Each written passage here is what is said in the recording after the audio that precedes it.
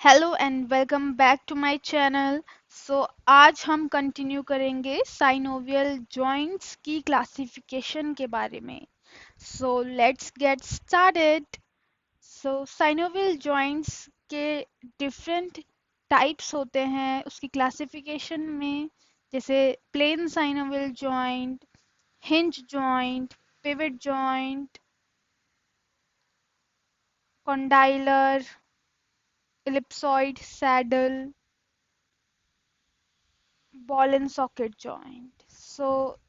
ये क्लासिफिकेशन है, इसके बारे में आज हम डिटेल में पढ़ेंगे। Okay, so plane synovial joint, articular surfaces are more or less flat। Articular surfaces जो होती हैं वो मोस्टली फ्लैट होती हैं और प्लेन होती हैं, और उसमें जो मूवमेंट्स होती हैं वो सिर्फ ग्लाइडिंग होती है। They permit gliding movements in various direction. वो ग्लाइडिंग होती है मेनली मूवमेंट जो होती है प्लेन साइनोवियल जॉइंट्स में। फॉर एग्जाम्पल इंटरकार्पल जॉइंट्स, जो कार्पल्स के बीच में जॉइंट होता है उनमें देखा जाता है प्लेन साइनोवियल जॉइंट। इंटरटार्सल्स जॉइंट्स में देखा जाता है, joints between articular processes of vertebra में देखा जाता है, क्रिकोथाइरॉइड जॉइंट में देखा जाता है, क्रिको एरिटनॉइड जॉइंट में देखा जाता है, superior tibiofibular joint, interchondral joint, costovertebral joint, costotransverse joint, acromioclavicular with intra-articular disc, carpometacarpal joint, tarsometatarsal, intermetacarpal joint, intermetatarsal joint, condosternal joint, sacroiliac joint. Okay, next is hinge joints. Articular surfaces are pulley shaped।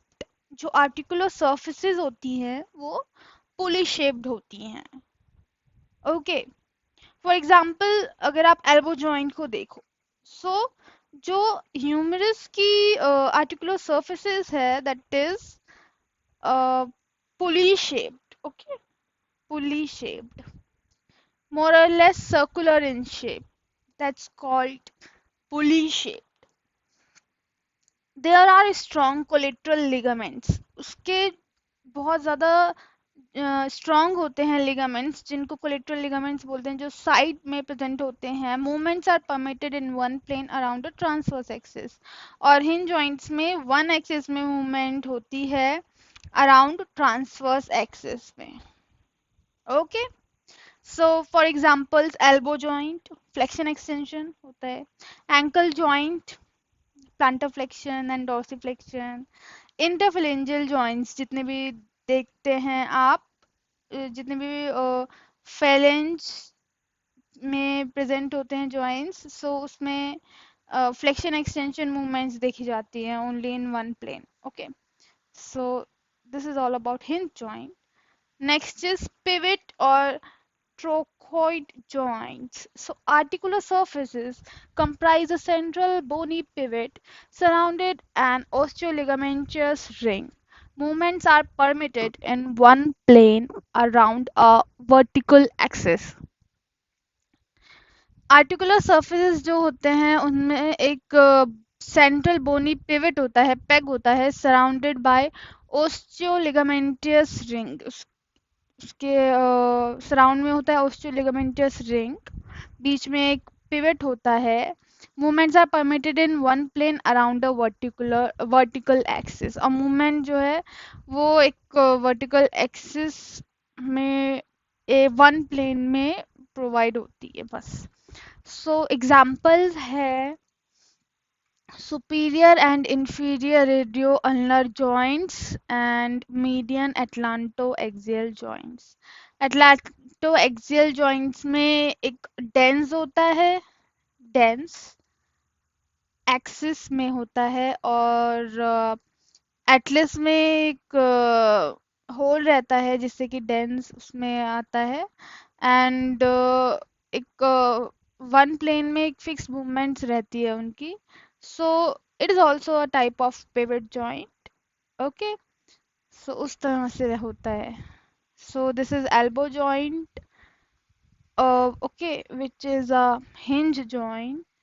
This is radio ulnar joint इसमें दिखा रखा है, superior and inferior radio ulnar joint, जो कि है pivot joint. Okay, pivot joint. Next is ये मीडियो atlanto axle joint दिखा रखा है।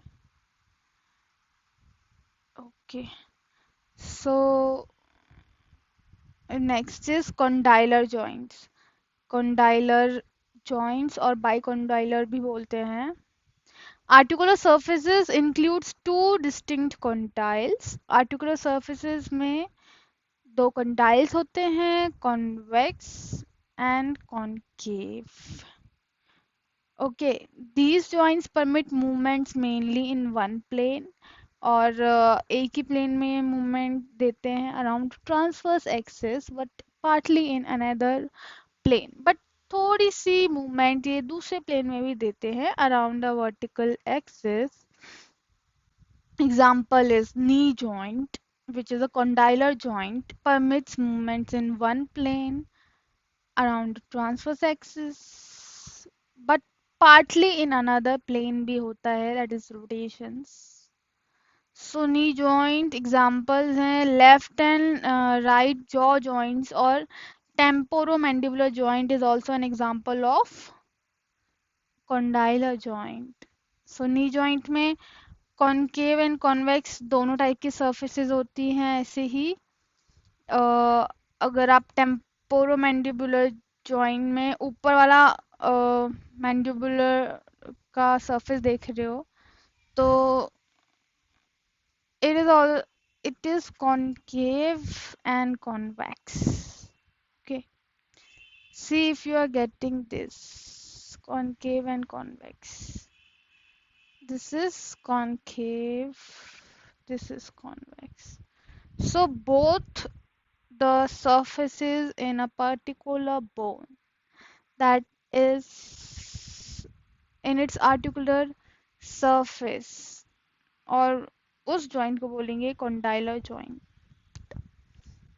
Ellipsoid joints, अब ellipsoid joint के बारे में बात करते हैं। So articular surfaces include an oval convex male surface fitting to an elliptical concave female surface। इसमें यह है कि एक surface convex होता है, एक surface concave होता है। Free movements are permitted around both the axes, और किसी भी एक्सिस में मूवमेंट्स होती हैं freely, flexion extension around the transverse axis, abduction reduction around the anterior posterior axis, combination of movements produces circumduction, और movements को combine करके जो बनता है वो होता है circumduction. Typical rotation around the third axis doesn't occur, लेकिन जो टिपिकल रोटेशन होता है अराउंड थर्ड एक्सिस वो नहीं होता है। एग्जाम्पल्स इसमें दे रखे हैं रिस्ट जॉइंट, जैसे रिस्ट जॉइंट लाइक इसमें flexion extension, deviation and radial deviation होता है। सो एग्जाम्पल्स में है पैटोकार्पोफेलेंजियल joints, adduction abduction, flexion extension, atlanto-occipital joints. Okay. Next is saddle or sellar joints. Articular surfaces are reciprocally concavo-convex. Articular surfaces जो होते हैं वो concavo-convex होते हैं. Movements are similar to those permitted by an ellipsoid joint with addition of some rotation. Ellipsoid joints की तरह ही इसमें भी होते हैं movements, but इसमें rotation भी ऐड होता है around the third axis, which is however can not occur independently. मतलब कि थर्ड एक्सिस पे रोटेशंस तो होता है लेकिन इंडिपेंडेंटली नहीं होता है, ठीक है, लिमिटेड रहता है। ओके, एग्जांपल्स हैं first CMC joints, that is the thumb joint. So इसमें फ्लेक्शन एक्सटेंशन, एडक्शन अबडक्शन भी होता है और सर्कमडक्शन भी होता है, मींस रोटेशन होता है but with in limited range. Okay, Sternoclavicular joint, calcaneocuboid joint, inguinalomalleolar joint between femur and patella. Okay, femur and patella में जो फीमर एंड पटेला का जो जॉइंट है उसमें भी मूवमेंट्स होते हैं। वो एक टाइप का सैडल जॉइंट्स है, उसमें टिल्टिंग शिफ्टिंग ये सब होता है। Okay, so CMC, okay, first CMC joint which is the thumb joint, example बता रखा है सैडल जॉइंट का। And okay,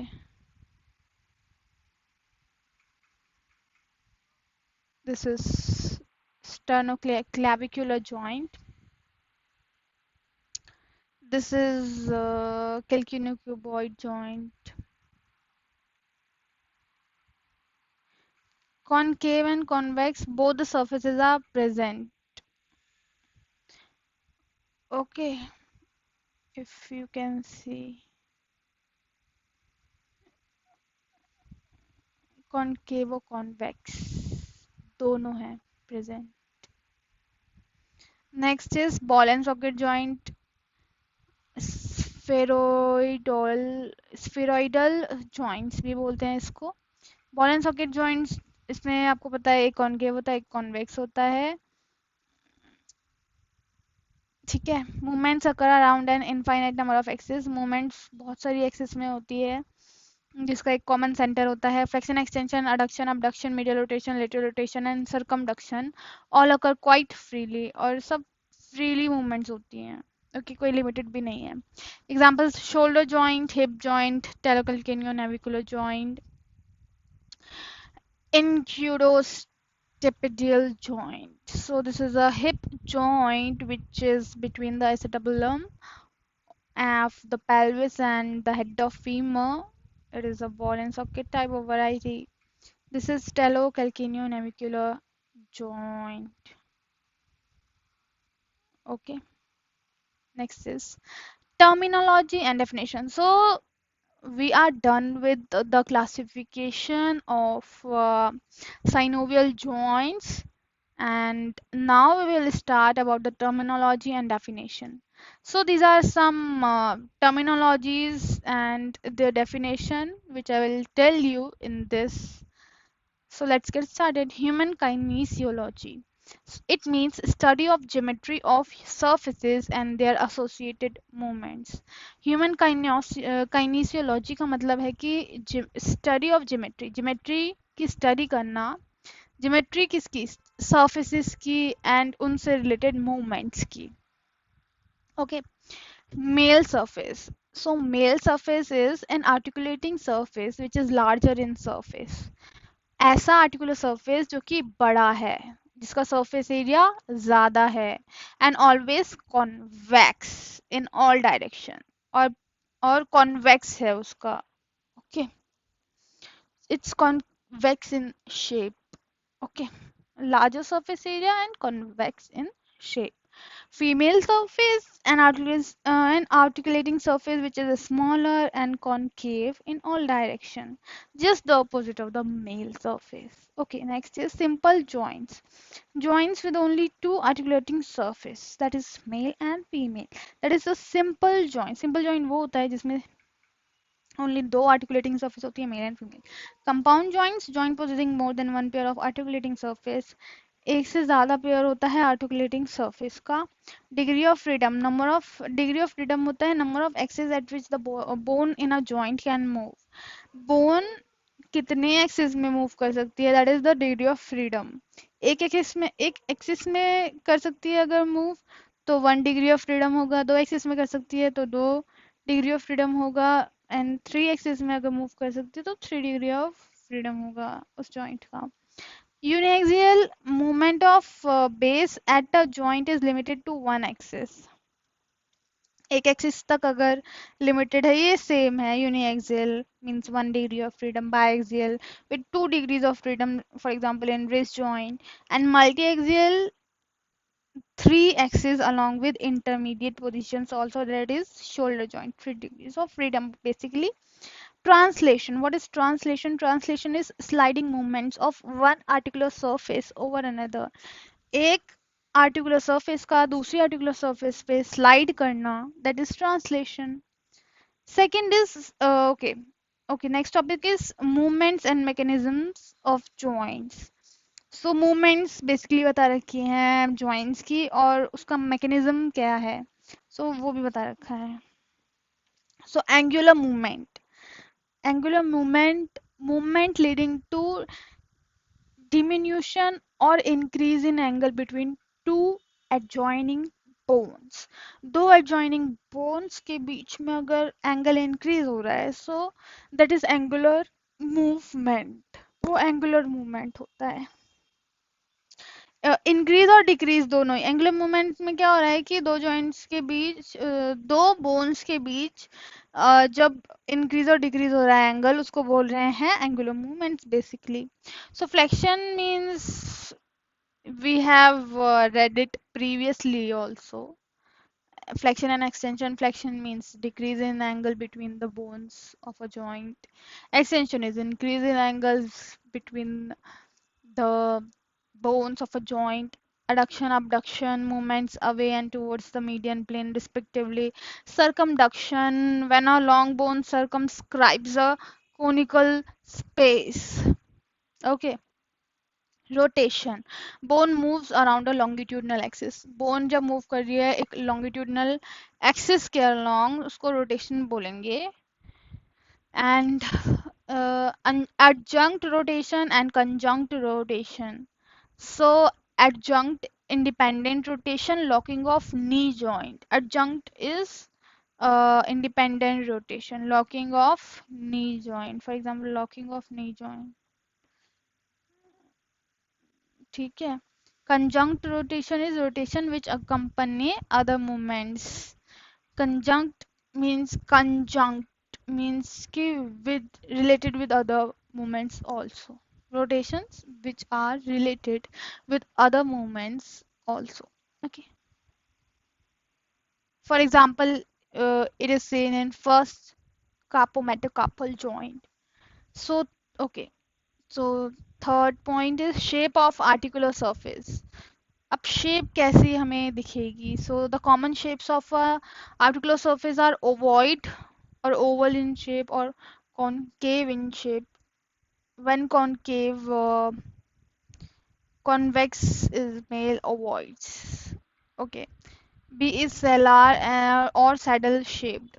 Is concave or convex. One एक plane में convex है articulating surface and other perpendicular plane में वो concave है. Means concave and convex in one bone only. Cellar. Fourth is mechanical axis of a bone and movement of a bone. It is a reference point around, मतलब movement कैसे हो रही है bone की and उसकी mechanism, उसकी mechanical axis क्या है, what's the plane of that bone in which it is moving.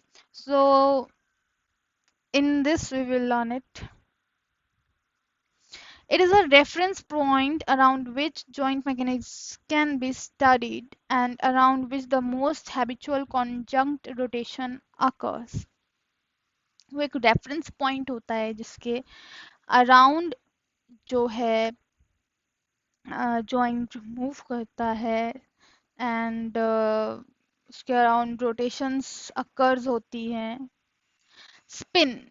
What is spin? Simple rotation around the bone's stationary mechanical axis. So spin is कि वो अपनी ही एक्सिस पे move कर रहा है. Round.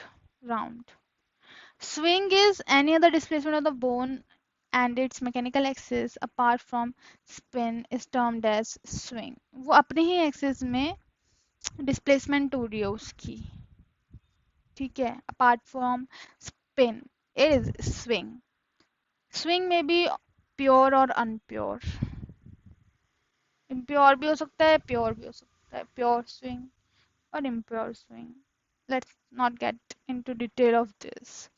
Ovoid of motion. This represents the imaginary surface which would include all possible paths of a point on a mechanical axis at some distance from its related joint. Imaginary surface होती है ये, जो कि all possible path बताती है एक point का एक मैकेनिकल एक्सिस पे एट सम डिस्टेंस, कुछ डिस्टेंस पे जो कि उससे रिलेटेड है. Cardinal swing, shortest pathway when the bone moves, वो उसकी मैकेनिकल एक्सिस जो होती है उसको कार्डिनल स्विंग कहते हैं. Arcuate swing is when the longest pathway जब वो फॉलो कर रहा है, that is arcuate swing. Cospin when the effect of adjunct rotation is additive to the rotation, rotation में एडजंक्ट रोटेशन भी भी ऐड हो जाती है तो उसको को स्पिन बोलते हैं. Anti spin that nullify the effects on rotation, means कोई ऑब्जेक्ट रोटेट कर रही है और कोई adjunct रोटेशन आया, दैट मीन्स कि कोई ऐसी फोर्सेस जिसने नलिफाई कर दिया इफेक्ट ऑफ रोटेशन को. Basic components of movements, basic components हैं spin, slide and rolling. Spin एक फिक्स्ड एक्सिस पे जो स्पिन हो रहा है बोन, ठीक है.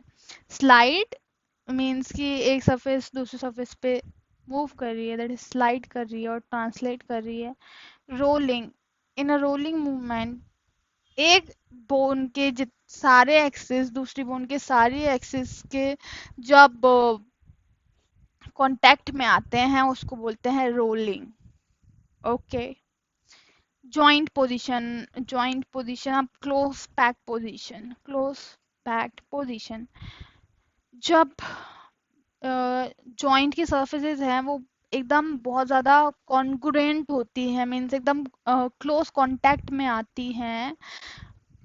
और the area of contact is maximal, area of contact जो होता है बोन्स के बीच वो एकदम बहुत ज़्यादा होता है, मैक्सिमम है, और उससे ज़्यादा वो और कांटेक्ट में नहीं आ सकती, and they are tightly compressed, so it is known as closed pack position, उसको बोलते हैं हम close pack position. In this position, fibrous capsule and ligaments are maximally spiralized and tense. और इस पोजीशन में फाइब्रस कैप्सूल और जो ligaments होते हैं वो मैक्सिमली टेंस हो जाते हैं और उसके बाद और कोई मूवमेंट पॉसिबल नहीं होती है. Surfaces cannot be separated by disruptive forces, और surfaces को आप अलग नहीं कर सकते चाहे आप कितनी भी डिसरप्टिव फोर्सेस लगाएं.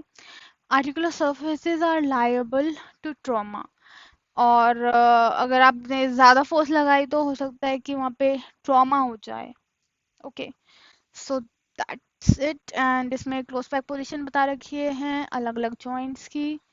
लाइक टेम्पोरोमैंडिबुलर जॉइंट की क्लोज पैक पोजीशन कब होगी? जब टीथ को क्लेंच करेंगे. स्पाइन की कब होगी? जब वो एक्सटेंशन में जाएगा. शोल्डर की कब होगी? जब वो अबडक्शन एंड लेटरल रोटेशन में जाएगा. एल्बो की एक्सटेंशन में, रिस्ट की एक्सटेंशन में, रेडियल डेविएशन, इस तरह से ये सब जॉइंट्स की डेट बता रखी है. ओके, अगर आपको डिटेल में जाना है तो आप इसको पढ़ सकते हैं इजीली, कोई दिक्कत नहीं है. ठीक है. लूज पैक पोजीशन क्या होती है? जैसे क्लोज पैक पोजीशन है उसका अपोजिट लूज पैक पोजीशन हुआ जब मैक्सिमली वो कांटेक्ट में नहीं होती हैं. ओके, मतलब जब वो मिनिमल कांटेक्ट में होती हैं दो बोन्स और surfaces और bone. So loose pack position, all the other position of if of incongruency, examples least pack position जैसे शोल्डर जॉइंट की है सेमी एबडक्शन, हिप की है सेमी फ्लेक्शन, नी की है सेमी फ्लेक्शन, एंकल की है planter flexion. Limitations of movements, limitations of movement की जो लिमिटेशन है उसके फैक्टर्स क्या क्या हो सकते हैं ये पढ़ेंगे. So reflex contraction of antagonistic muscle. So जब भी हम कोई भी मूवमेंट करते हैं तो जो मसल ग्रुप उसको एक्टिवली परफॉर्म कर रहा है उसको बोलते हैं एगोनिस्टिक मसल ग्रुप, एंड उसके जो अपोजिट मसल ग्रुप होता है उसको बोलते हैं एंटागोनिस्टिक मसल ग्रुप। अब ड्यूरिंग द मोशन अगर एंटागोनिस्टिक मसल ग्रुप का रिफ्लेक्स कॉन्ट्रैक्शन ज्यादा है तो मूवमेंट लिमिट हो जाएगी। लाइक फ्लेक्शन आप कर रहे हो, बाइसेप्स यूज होता है, शोल्डर फ्लेक्शन कर रहे हो, सो बाइसेप्स आपको उसमें हेल्प करता है and triceps is the antagonistic muscle in this. So if triceps ने ज्यादा मैक्सिमली कॉन्ट्रैक्ट कर लिया, ज्यादा कॉन्ट्रैक्ट कर लिया, तो आप फ्लेक्शन नहीं कर पाओगे, वो एक्सटेंशन हो जाएगा, एक्सटेंशन में जाएगा, फ्लेक्शन आप कर ही नहीं पाओगे क्योंकि आपके उस टाइम पे एक्सटेंशन टोन ज्यादा है, एक्सटेंसर टोन ज्यादा है due to stimulations of mechanoreceptors in articular tissue. और अगर आर्टिकुलर टिश्यू में आपके स्टिमुलेशंस आते हैं मैकेनोरिसेप्टर्स के, तो उस वजह से भी कि मे बी वहाँ पे पेन हो रहा है या कुछ भी, कोई भी रीज़न हो सकता है, उस वजह से भी आप उस टाइम फिर मूवमेंट नहीं कर पाओगे। ओके, लिगामेंट्स टेंशन, अगर आप लिगामेंट्स पे टेंशन आ रहा है तब भी मूवमेंट नहीं हो पाएगी। And approximation of soft parts, किसी सॉफ्ट टिश्यू की वजह से भी मूवमेंट लिमिट हो सकती है।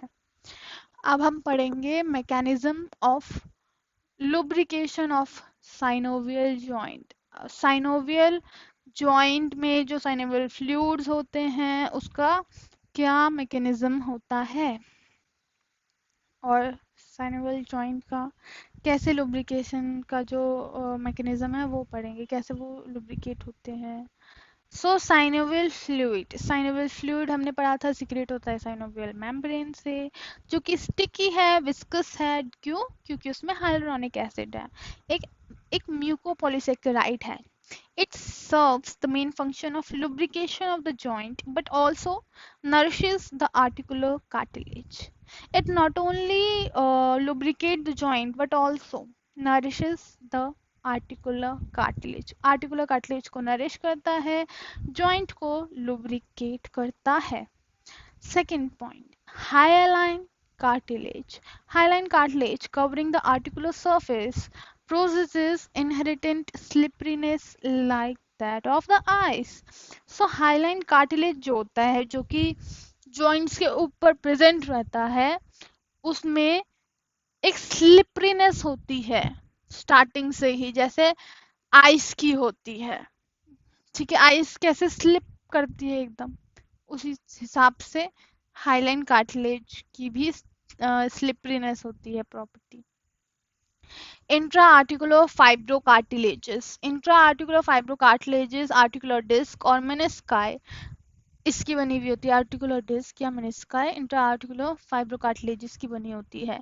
कंप्लीट या incomplete helps in spreading the synovial fluid through out the joint cavity, ये हेल्प करता है साइनोवियल फ्लूइड को स्प्रेड करने में through out the joint cavity, पूरी जॉइंट कैविटी में, but particularly between the articular surfaces, but mainly articular surfaces के बीच में ये ज़्यादा हेल्प करता है साइनोवियल फ्लूइड को फैलाने में, वहाँ स्प्रेड करने में। Example TMJ joint, Haversian fatty pads, Haversian glands. So Haversian fatty pads or Haversian glands occupy extra spaces in the joint cavity between the incongruous bony surfaces. ये जो Haversian fatty pads हैं वो extra spaces में present होते हैं जहाँ पे joint cavity होती है, बिटवीन इनकॉन्ग्रुएंस बोनी सर्फेसेस, ऐसे बोनी सर्फेसेस जो कि कॉन्ग्रुएंट नहीं है, मींस वो एक दूसरे की शेप को कवर नहीं कर रहे हैं, या वहाँ पे कुछ मीन्स सरफेस बच रही है जो कवर नहीं हो पा रही है, तो वहाँ पे हेविजन फैटी पैड्स आ जाते हैं, वहाँ पे स्पेस को ऑक्यूपाई करते हैं। All of them are covered with synovial membrane, सारे कवर होते हैं साइनोवियल मेम्ब्रेन से, and perhaps function as swabs to spread the synovial fluid, और इनका भी यही फंक्शन होता है जो कि फाइब्रोकार्टिलेज करते हैं, स्प्रेड करते हैं साइनोवियल फ्लूइड को। Bursa, what is bursa? So bursa is a synovial fluid filled bag in relation to joints and bones. So bursa एक synovial fluid filled bag जैसा होता है जो कि joints and bones के आसपास प्रेजेंट होता है ताकि फ्रिक्शन नहीं हो. The inflammation of bursa is called bursitis. और अगर बर्सा का इन्फ्लेमेशन होता है तो उसको बर्साइटिस कहते हैं. Blood supply of synovial joints. अब हम पढ़ेंगे साइनोवियल जॉइंट्स की blood supply. The articular and epiphyseal branches given off by the neighboring arteries from a periarticular arterial plexus. सो बहुत सारी आर्टिकुलर और एपिफिजियल ब्रांचेस आती हैं नेबरिंग आर्टरीज से, जो कि पेरी आर्टिकुलर आर्टीरियल प्लेक्सिस से आती हैं. ठीक है. एंड मीन्स की आर्टिकुलर सरफेस के आसपास जो आर्टीरियल आर्टरीज का प्लेक्सिस होता है, मीन्स एक कम्युनिकेशन जो होती है वहाँ पे आर्टरीज की, वहाँ से नेबरिंग आर्टरीज आती हैं and articular and epiphyseal branch वहाँ देती हैं. Numerous vessels from this plexus purse fibrous capsule को पर्स करते हैं from the rich vascular plexus and फिर वो deeper parts of synovial membrane में जाते हैं. The blood vessels of the synovial membrane terminate around the articular margins in a fringe of looped anastomosis termed the circulus articularis vasculosus. सो ये basically कह रहे हैं कि जो साइनोवियल मेम्ब्रेन है उसकी जो ब्लड वेसल्स हैं वो आर्टिकुलर मार्जिन्स में टर्मिनेट कर जाती हैं, वहाँ स्टॉप हो जाती हैं और एक एनास्टोमोसिस के रूप में वो मतलब टर्मिनेट करती हैं. उसको बेसिकली नाम दे रखा है सर्कुलियस वेस्कुलोसिस. ओके. It supplies capsule. ये कैप्सूल को सप्लाई करती है, सिनेवल मेम्ब्रेन को सप्लाई करती है, एपिफाइसिस को सप्लाई करती है. आर्टिकुलर कार्टिलेज इज एवेस्कुलर और आर्टिकुलर कार्टिलेज जो है वो एवेस्कुलर होता है. आफ्टर एपिफिजियल फ्यूजन के बाद communication between circulus vasculosus and the and arteries of metaphysis are established. जब एपिफाइजिस का फ्यूजन होता है तो एक कम्युनिकेशन बिल्ड होता है मेटाफाइजिस का और सर्कुलस वेस्कुलोसिस का, मतलब एंड आर्टरीज ऑफ मेटाफाइजिस के एंड आर्टरीज का और सर्कुलस वेस्कुलोसिस का, thus minimizing the chance of osteomyelitis in the metaphysis. इस वजह से जो चांसेस हैं ऑस्टियोमाइलिटिस के मेटाफाइजिस में बच्चों के वो कम हो जाते हैं. बेसिकली बड़ों में कम होते हैं, बच्चों में तो ज़्यादा होते हैं क्योंकि उस टाइम पे ये एनास्टोमोसिस फॉर्म नहीं होता है क्योंकि जो आपका एपिफाइजियल प्लेट है उसका फ्यूजन नहीं होता है, राइट, इसलिए. Nerve supply of synovial joints. अब साइनोवियल जॉइंट्स की नर्व सप्लाई के बारे में पढ़ेंगे. The capsule and ligaments possesses a rich nerve supply. Capsule और लिगामेंट्स होते हैं उसके बहुत ज़्यादा रिच नर्व सप्लाई होती है which makes them acutely sensitive to pain. Rich nerve supply होने की वजह से वहाँ पे वो पार्ट जो है मतलब बहुत ज़्यादा सेंसिटिव हो जाता है पेन के लिए. जैसे ही मतलब वो छोटी छोटी पेन रिसेप्टर्स और नोसिसेप्टर्स से वो सिग्नल कर लेता है कि हाँ पेन हो रहा है उधर. The synovial membrane has a poor nerve supply. Synovial membrane की poor nerve supply होती है and उसे पता ही नहीं चलता पेन का. The articular cartilage is non-nervous and totally insensitive. ऐसे articular cartilage भी होता है उसे नहीं पता चलता है, वो insensitive होता है पेन के लिए. Articular nerves contain sensory and autonomic fibers. Articular nerves जो होती हैं उनके पास सेंसरी और ऑटोनॉमिक फाइबर्स होते हैं. Some of the sensory fibres are proprioceptive in nature. उनमें से कुछ फाइबर्स सेंसरी के वो प्रोप्रोसेप्टिव इन नेचर होते हैं, मींस जॉइंट पोजीशन को सेंस करते हैं. These are sensitive to position and movements. Position and movements के बारे में बताते हैं and are concern with the reflex control of posture, locomotion, posture को कैसे कंट्रोल करना है, कैसे चलना है, कैसे लोकोमोट करना है, कैसे मूवमेंट करनी है। Other sensory fibres are sensitive to pain. Other sensory fibres होते हैं वो सेंसिटिव होते हैं पेन के। ऑटोनॉमिक फाइबर्स आर वैसोमोटर और वैसोसेंसरी। ऑटोनॉमिक फाइबर्स जो हैं वो वैसोमोटर होते हैं या वैसोसेंसरी होते हैं। The joint pain is often diffuse, और जॉइंट पेन डिफ्यूज होता है and may be associated with nausea, और हो सकता है उसमें वो पेन के साथ नोजिया भी आए, वॉमिटिंग हो, स्लोइंग ऑफ पल्स शो करे, फॉल इन बीपी हो। The pain commonly causes reflex contraction of muscles which fix the joint in a position of maximum comfort।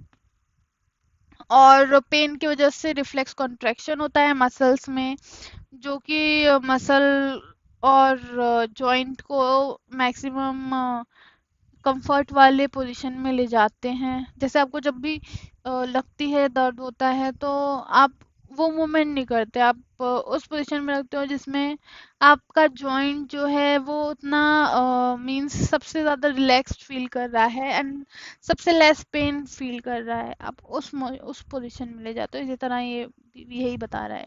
Like visceral pain, the joint pain is also referred to uninvolved joints. जैसे आपके organs का और जो pen होता है वो एक particular point किसी की वजह से हो सकता है वो कहीं और भी जाता है। सो उसी प्रकार से अगर आपका एक पॉइंट, एक जॉइंट पे पेन है, तो हो सकता है वो आपका उसके आसपास प्रॉक्सिमल और डिस्टल जॉइंट्स पे भी तक भी जाए। The principle of distribution of nerves to joints were first described by Hilton.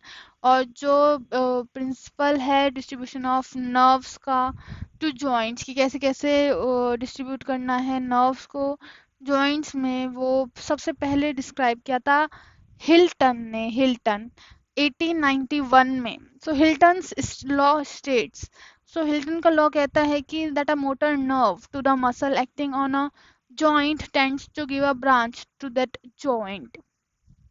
So motor nerve to muscle acting on a joint, अगर कोई मोटर नर्व एक मसल तक जा रही है जो कि उस जॉइंट पे जो है वो ब्रांच देगी टू द जॉइंट कैप्सूल को भी, and another branch to the skin covering of the joint, और स्किन को भी देगी, मसल को देगी, उस जॉइंट को देगी एंड उसकी स्किन को भी देगी जो कि जॉइंट को कवर करे। The concept of innovation of joint was further elucidated by Gardner, who observed that each nerve innervates a specific region of the capsule।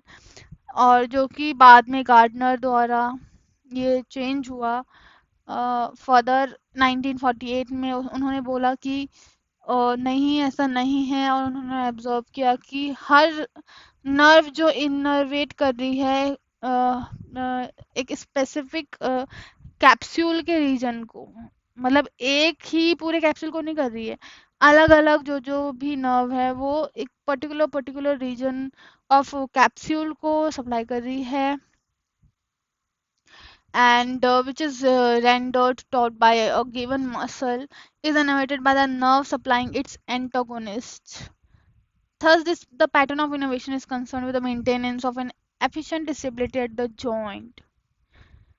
अब lymphatic drainage of synovial joint के बारे में थोड़ा पढ़ते हैं। इसमें है lymphatics from plexus in the subintima of synovial membrane and drain along the blood vessels to the regional deep nodes।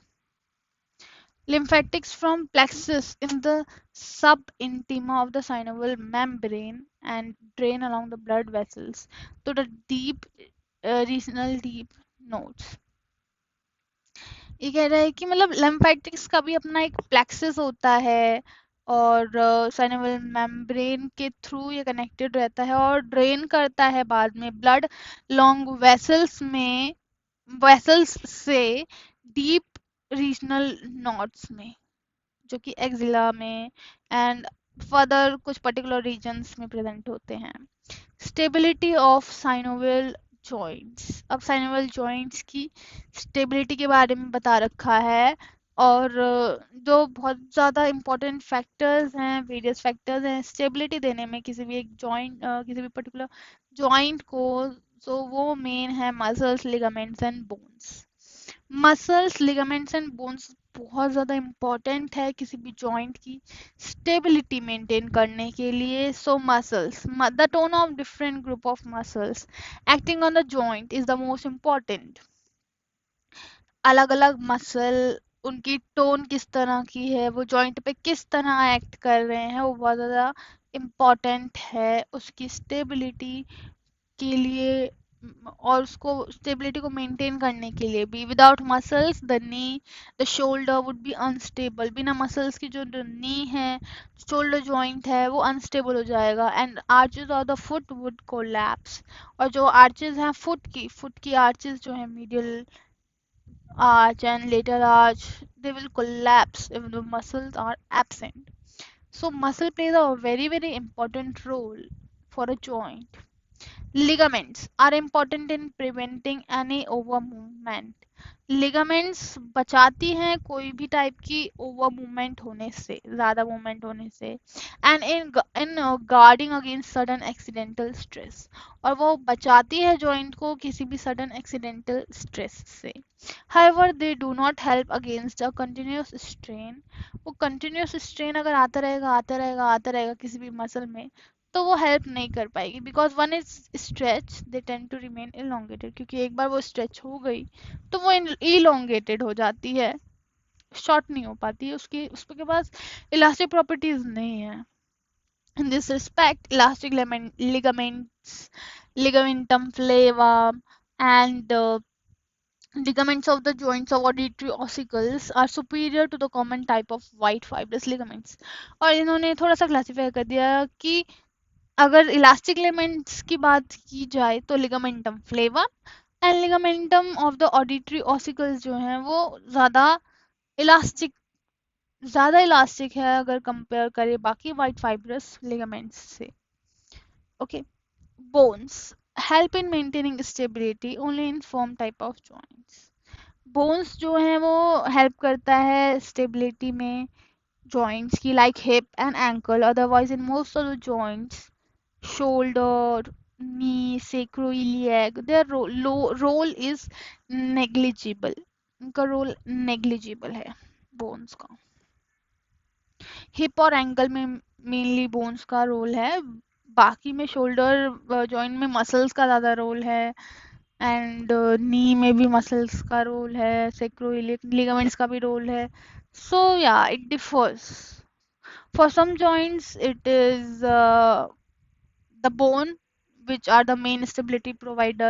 For some joints it is muscle, and for some joints the ligaments plays a vital role. So clinical anatomy, intervertebral disc forms secondary cartilaginous joint between the bodies of the vertebra. If the nucleus proposes, part of the disc get protruded back. It may press of the spinal nerve, leaving out from the intervertebral foramen. This condition is known as the herniation of the disc or disc prolapse. If disc prolapse occurs in lumbar or sacral nerve, there is a radiating pain in the lower limb.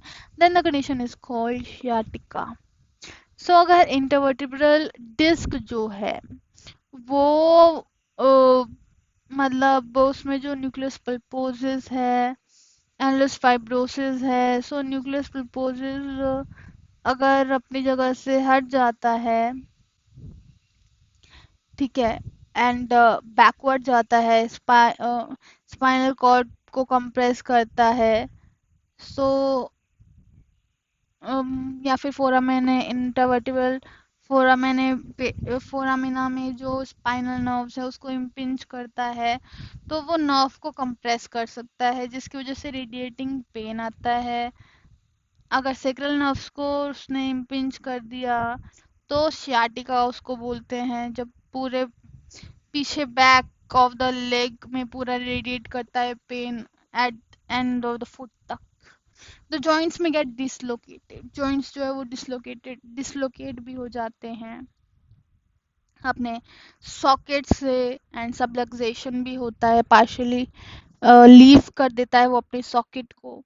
Rheumatic fever causes fleeting pain in the joints. Rheumatic fever में क्या होता है, joints में pain होता है.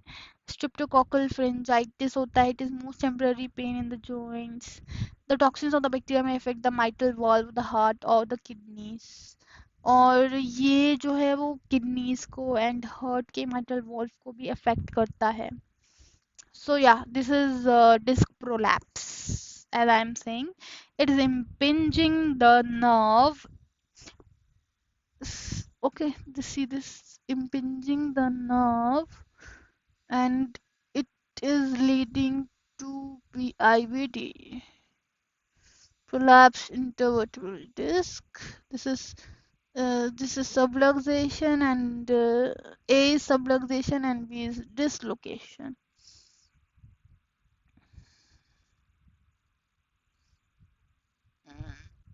ठीक है.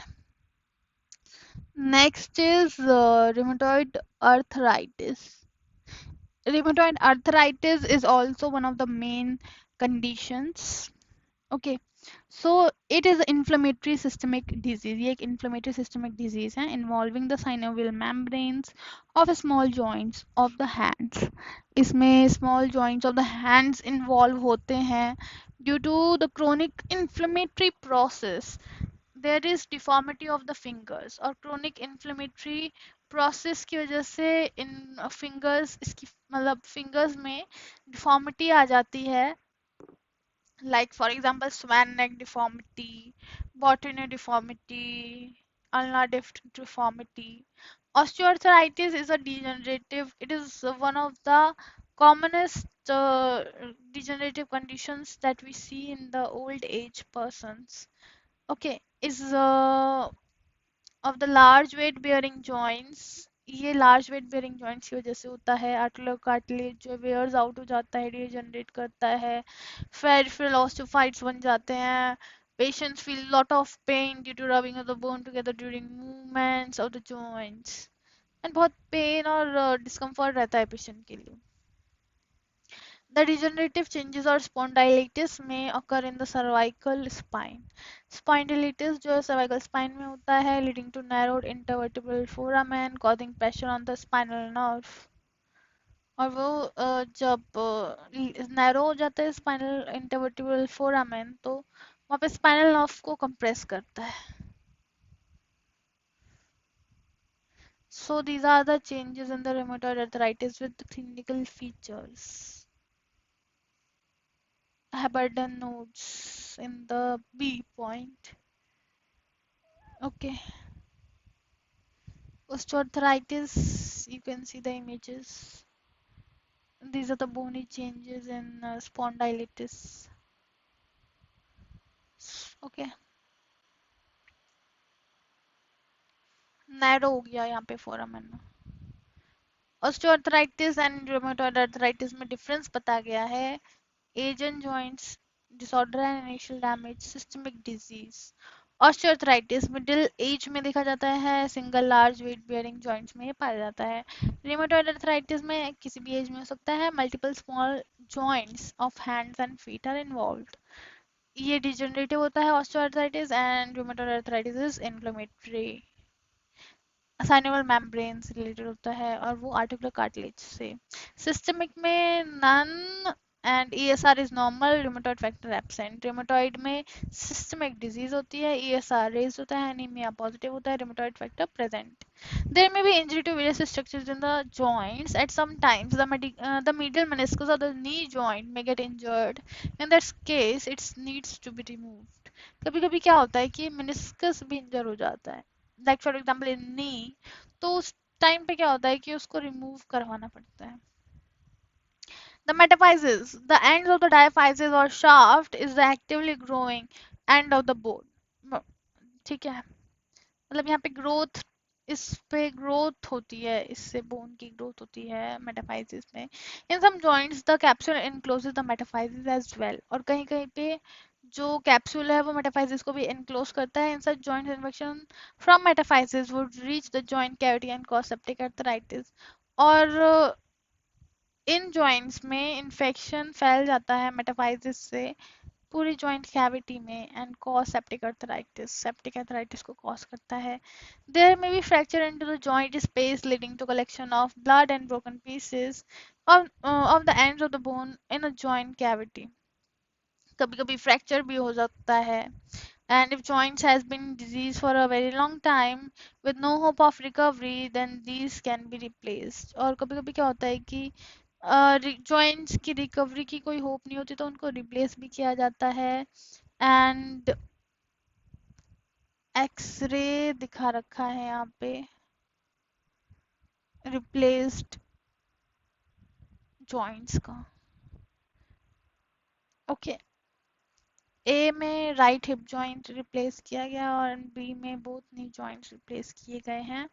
Stiffness of joints is related to weather की वजह से स्टिफनेस होती है। The viscosity of synovial fluid increases with fall in temperature. Viscosity बढ़ती है जब फॉल होता है टेम्परेचर में, मींस ठंड के टाइम पे जो विस्कोसिटी साइनोवियल फ्लूइड की वो बढ़ती है। This accounts for stiffness of the joints in cold weather. जब विस्कोसिटी बढ़ गई तो स्टिफनेस बढ़ गई, ठीक है, और ये ठंडियों में देखा जाता है। Mobility of the joint in it self is an important factor in promoting lubrication. और मोबिलिटी एक इम्पॉर्टेंट फैक्टर है लुब्रिकेशन के लिए। So thus the stiffness of joints experienced in the morning gradually passes off as the movements are resumed. सुबह stiffness देखी जाती है और जैसे जैसे मूवमेंट्स होने लगती है वैसे वैसे स्टिफनेस कम होने लगती है। Neuropathic joint is the result of its complete denervation result है न्यूरोपैथिक जॉइंट का। So that all reflexes are eliminated, सारे रिफ्लेक्सेस जो हैं वो एलिमिनेट हो जाते हैं and the joint is left unprotected. And joint अब बिना प्रोटेक्शन के रहता है एंड उसमें मैकेनिकल डैमेज भी हो सकता है। A neuropathic joint shows painless swelling, उसमें बिना पेन के स्वेलिंग हो जाती है। Excessive mobility and bony destruction. It is commonly caused by the leprosy, debs dorsalis and syringomyelia. So ये इन सब में देखा जाता है neuropathic joint. So thank you so much, and if you like my video, please subscribe, like and comment. And if you have any doubts, then do comment in the comment box. And अगर आपको किसी specific topic पे चाहिए explanation तो आप वो भी बता सकते हैं कमेंट में। एंड नेक्स्ट आपका टॉपिक होगा chapter 4 muscles. Till then stay tuned and wait for next video. तब तक के लिए टाटा बाय।